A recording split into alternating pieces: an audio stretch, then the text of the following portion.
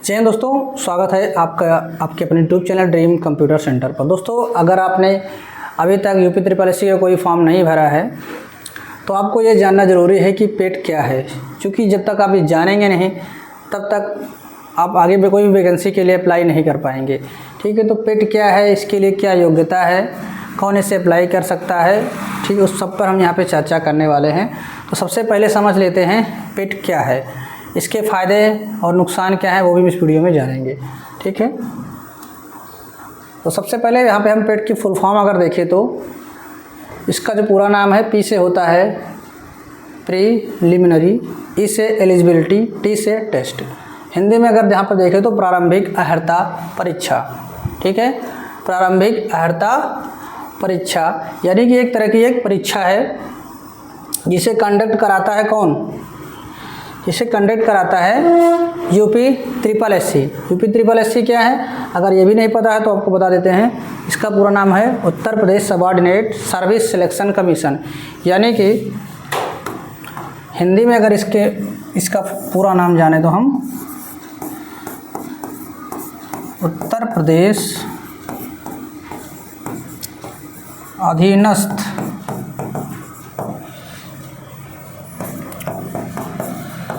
सेवा चयन आयोग। ठीक, यानी कि एक तरह का ये आयोग है जो कि ग्रुप सी लेवल की वैकेंसियाँ कराता है। ठीक है, सर्विस सिलेक्शन यानी ग्रुप सी लेवल की जितनी भी वैकेंसियाँ होती हैं उत्तर प्रदेश में, वो Uttar Pradesh subordinate service selection commission यानी यूपी ट्रिपल एस सी के द्वारा कराई जाती हैं। अब इसके फ़ायदे क्या हैं वो हम आगे देखते हैं। ठीक है, फुल फॉर्म तो मैंने बता दिया। प्रारंभिक अर्हता परीक्षा ये एक प्रकार की परीक्षा है जो कि प्रारंभिक अर्हता है। अगर आप इस परीक्षा को पास कर ले जाते हैं तो आने वाली जो भी वैकेंसियां हैं उसमें आप अप्लाई कर सकते हैं। अब यहाँ पे इसके फ़ायदे क्या हैं, ठीक है, इसको थोड़ा सा हम विस्तार से समझ लेते हैं। मान लेते हैं कि उत्तर प्रदेश सरकार की तरफ से 2025 में टोटल 5 वैकेंसी निकाली गई। ठीक है, एक हम मान लेते हैं यहाँ पर जूनियर असिस्टेंट की, दूसरी मान लेते हैं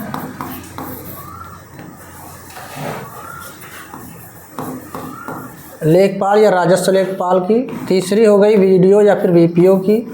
ठीक है, लेखपाल हो गया, जूनियर असिस्टेंट हो गया, वीपीओ हो गया। वीडियो या वीपीओ एक ही चीज़ है। ठीक है, ये समझ लीजिए। इसके अलावा स्टेनोग्राफर की वैकेंसी आती हैं। ठीक है, एक वैकेंसी और मान लेते हैं कोई और, जूनियर असिस्टेंट की हो गई, लेखपाल की हो गई, वीपीओ की हो गई, स्टेनो की हो गई। ठीक है, इसके अलावा मान लेते हैं कोई है वन दरोगा या फिर फॉरेस्ट गार्ड की। ठीक है, बहुत सारी वैकेंसियाँ आती हैं इसमें। हम इसके बारे में अगले वीडियो में दिखाएंगे आपको कौन कौन सी vacancy UP triple S C कराता है। ठीक है, जैसे कि मान लेते हैं कि हम ये वैकेंसी हैं जिसको यूपी ट्रिपल एस सी करवाना चाह रहा है। अब क्या होगा, इसमें सभी में कोई एक स्टेप में डायरेक्ट ज्वाइनिंग तो होती नहीं है ना। सब में क्या होगा, पहले आप प्री एग्ज़ाम देंगे, फिर मेन एग्ज़ाम देंगे। ठीक, इसके बाद मान लो जूनियर असिस्टेंट में क्या हुआ, प्री हुआ, मेन हुआ, प्लस टाइपिंग हो गई, इतना प्रोसेस हो गया। इसी तरह से लेखपाल में भी हुआ, pre plus main exam, VPO में pre plus main exam, forest guard सभी में क्या होता है, प्री प्लस मेन एग्ज़ाम।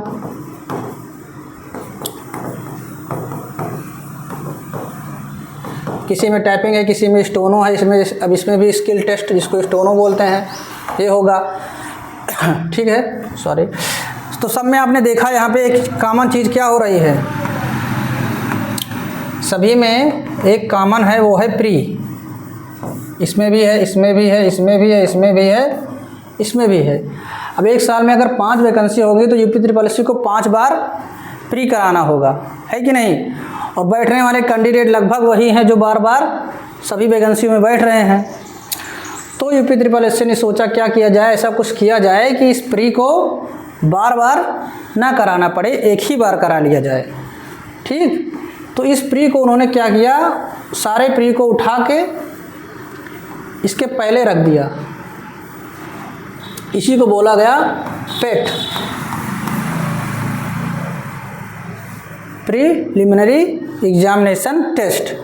इसी को बोला गया पेट कि आप एक बार पेट दे लीजिए, फिर उसके बाद जो भी वैकेंसी आएंगी उसमें आपको प्री देना नहीं पड़ेगा, आप सीधे कहाँ आएंगे, मेन एग्ज़ाम में। ठीक, तो इस प्री से अब आपको छुट्टी मिल जाएगी, इस प्री से छुटकारा मिल जाएगा, अब आपको प्री देने की ज़रूरत नहीं है। समझ रहे हैं? डायरेक्ट क्या करिए, अब आप जूनियर असिस्टेंट का फॉर्म आए, इस फॉर्म को अप्लाई कीजिए और उसके बाद मेन एग्ज़ाम दीजिए। यानी अब क्या हो रहा है, डायरेक्ट हम लोग मेन एग्ज़ाम दे पा रहे हैं। इस बार बार प्री वाले एग्ज़ामिनेशन के समय और इसके पैसे की बचत करके एक बार एग्ज़ाम करा दिया जा रहा है। फिर यही आने वाले, अभी तक क्या होता था, इस साल भर या 1.5 साल भर इसकी वैलिडिटी होती थी, लेकिन अब इसकी वैलिडिटी को भी बढ़ा दिया गया है। वैलिडिटी की बात किया जाए तो अब इसकी वैलिडिटी को 3 साल के लिए कर दिया गया है। ठीक, 3 साल तक कोई भी वैकेंसी आएगी, हर साल पेट कराया जाएगा, लेकिन अगर आपके नंबर किसी भी पेट में ज़्यादा हैं तो आप उस ईयर के पेट को यूज़ कर सकते हैं। तो इसकी वैलिडिटी 3 साल तक कर दी गई है। ठीक, तो यहाँ पे क्या समझ में आया, पेट का क्या फ़ायदा हुआ कि बार बार जो हमारा प्री एग्ज़ाम हर वैकेंसी के लिए कराया जा रहा था, उसको बचा के एक बार पेट करा दिया गया। इस पेट का यूज जब हम आगे आने वाले जो भी फॉर्म आएंगे, इस फॉर्म को हम अप्लाई करेंगे। अब इसमें कैसे सिलेक्शन होगा वो प्रोसेस थोड़ा देख लेते हैं। जैसे कि मान लीजिए आपने जूनियर असिस्टेंट के लिए अप्लाई किया, ठीक है, इसको भी थोड़ा मिटा देते हैं हम। अभी एक वैकेंसी चल रही है जूनियर असिस्टेंट की 5512, ठीक, 5512 पोस्ट के लिए वैकेंसी निकाली गई जूनियर असिस्टेंट की 2022 के पेट से, है ना। अब उसमें क्या हुआ, सभी लोगों ने अप्लाई किया, बहुत सारे लोगों ने अप्लाई किया, लगभग 1 लाख लोगों ने अप्लाई किया। ठीक, 1 लाख के ऊपर लोगों ने अप्लाई किया। अब इसमें उन्होंने क्या किया कि पेट में जो नंबर आए थे, 100 नंबर का पेपर होता है टोटल।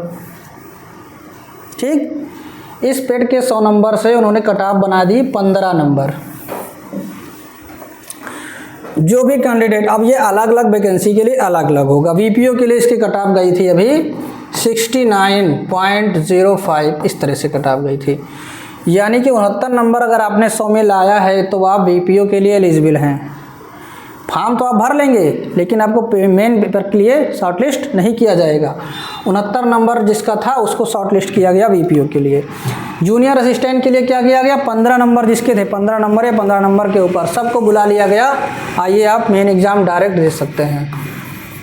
ठीक, अब सभी लोग मेन एग्ज़ाम देंगे, उसके बाद जो लोग मेन एग्ज़ाम क्वालिफाई करेंगे फिर वो टाइपिंग के लिए चले जाएंगे। ठीक, अब क्या फ़ायदा हुआ कि 1 लाख लोगों को दोबारा पेट यानी दोबारा से प्री एग्ज़ाम कराने की ज़रूरत नहीं पड़ी, ये फ़ायदा हो गया। ठीक है, अगर ये ना कराया जाता तो हर बार जितनी वैकेंसी आती सबके लिए सबसे पहले प्री कराइए, फिर मेंस कराइए, जैसे रेलवे करा रहा है इस समय, पहले प्री कराता है, इसके बाद फिर से मेन कराता है। ठीक है, तो वही प्री वाले समय और पैसे की बचत करने के लिए पेट ले आया गया। इसके फ़ायदे हैं, क्या फ़ायदा है कि एक बार आप पेट दीजिए, उसके बाद सभी वैकेंसी में आप बैठ सकते हैं डायरेक्ट इसके मेन एग्ज़ाम देकर। ठीक, अलग अलग वैकेंसी के लिए अलग अलग कट ऑफ डिसाइड होती है पेट के हिसाब से। जितनी वैकेंसी होंगी, अगर कम वैकेंसी रहेंगी तो कट ऑफ ज़्यादा जाएगी, ज़्यादा वैकेंसी रहेंगी तो कट ऑफ डाउन हो जाएगी। अब तो ये तो हो गया फ़ायदा। नुकसान क्या है, नुकसान क्या है, मान लिया कि आपने पेट में 70 नंबर ले आए 100 में, ठीक, और वैकेंसी आ गई लेखपाल की, लेखपाल की वैकेंसी आ गई।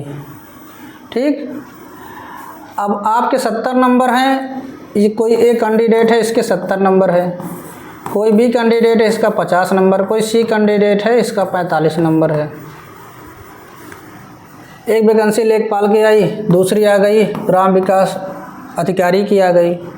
ठीक, तीसरी वैकेंसी आ गई, एक तो राजस्व लेखपाल, एक चकबंदी लेखपाल के नाम से भी आती है। ठीक है, मान लो जूनियर असिस्टेंट के लिए ही आ गई। अब क्या हुआ, लेखपाल के लिए मान लो कट ऑफ डिसाइड हुई 65 नंबर, तो इसके लिए कौन अप्लाई कर पाएगा? ए वाला 65 वाला, इसको अप्लाई तो सब कर ले जाएंगे, लेकिन शॉर्टलिस्ट किसको किया जाएगा? ए को किया गया शॉर्टलिस्ट। ठीक, वीडियो के लिए मान लेते हैं 60 नंबर आ गई कट ऑफ, जे के लिए चली गई 40 नंबर कट ऑफ, है ना।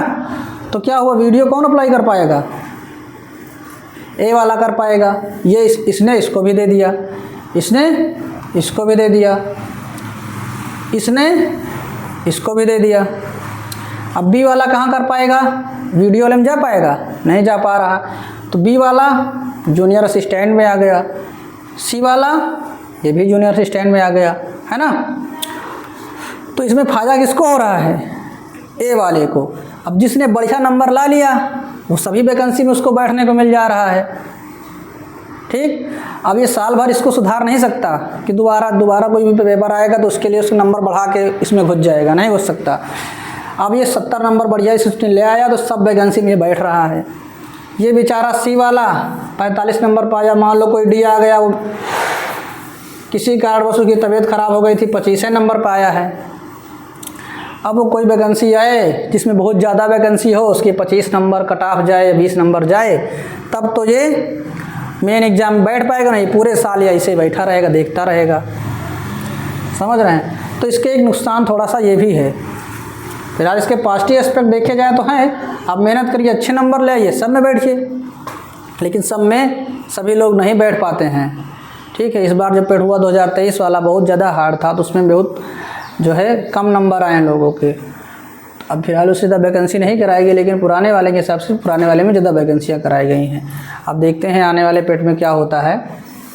नोटिफिकेशन आने वाला ही समझ लीजिए, 14 तारीख से फॉर्म चालू हो गया है, नोटिफिकेशन आ भी चुका है, उस पर हम डिटेल में बात करेंगे अगले वीडियो में। तो यहाँ पे हमारा जो मेन मकसद था समझना किसके फ़ायदे क्या हैं, नुकसान क्या हैं। फ़ायदे यही हैं कि इससे बार बार प्री एग्ज़ाम नहीं देना पड़ेगा, एक बार दे लीजिए, उसके बाद सब एग्ज़ाम में बैठ जाइए, ये फ़ायदा है। अगर आप अच्छे नंबर ले आते हैं तो आप सभी में अप्लाई कर सकते हैं, अच्छे नंबर नहीं ले आएंगे तो फिर आप जिस कैटेगरी में आएंगे उसी फॉर्म को अप्लाई कर सकते हैं। अब देख सकते हैं यहाँ पर ए वाला सब में अप्लाई कर दे रहा है, बी वाला एक में कर पाया, है ना, बी वाला तो चलिए एक में कर पाया, सी वाला भी एक ही में कर पा रहा है। अभी यहाँ पे कोई एक वैकेंसी होती जिसकी 50 कट ऑफ होती तो बी वाला 50 वाले को भी कर पाता, 40 वाले को भी कर पाता। तो ये यहाँ पे थोड़ा सा ध्यान देना है। अगर आपके पेड़ के अच्छे नंबर आएंगे तभी आप आने वाली वैकेंसी में आप भाग ले सकते हैं। बाकी फॉर्म तो भर लेंगे, कोई दिक्कत नहीं, लेकिन बाद में छांटा आपको नहीं जाएगा, वो आपको छांटा जाता है पेट के मार्क्स के आधार पे। तो आई होप यहाँ पे आपको समझ में आया होगा पेट क्या है, इसके फ़ायदे क्या है, इसके नुकसान क्या है, इसकी वैलिडिटी क्या है। इसके अलावा हम अगले वीडियो में जानेंगे डिटेल में इसमें डेट ऑफ बर्थ क्या होनी चाहिए, कितने एज के लोग इसे अप्लाई कर सकते हैं। ठीक है, इससे आगे वाली कौन कौन सी पोस्टें होती हैं, सिलेबस क्या है, एग्ज़ाम पैटर्न क्या है, वो हम अगले वीडियो पे देखेंगे। अगर आपको वीडियो अच्छा लगा तो लाइक करिए, और चैनल पर नए सब्सक्राइब नहीं करें तो सब्सक्राइब करके बेल आइकन को प्रेस कर दीजिए, जिससे कि कोई वीडियो अपलोड को नोटिफिकेशन बिल्कुल टाइम पर मिलता रहे। मिलते हैं इस वीडियो में, तब तक के लिए बाय, टेक केयर, जय हिंद, वंदे मातरम।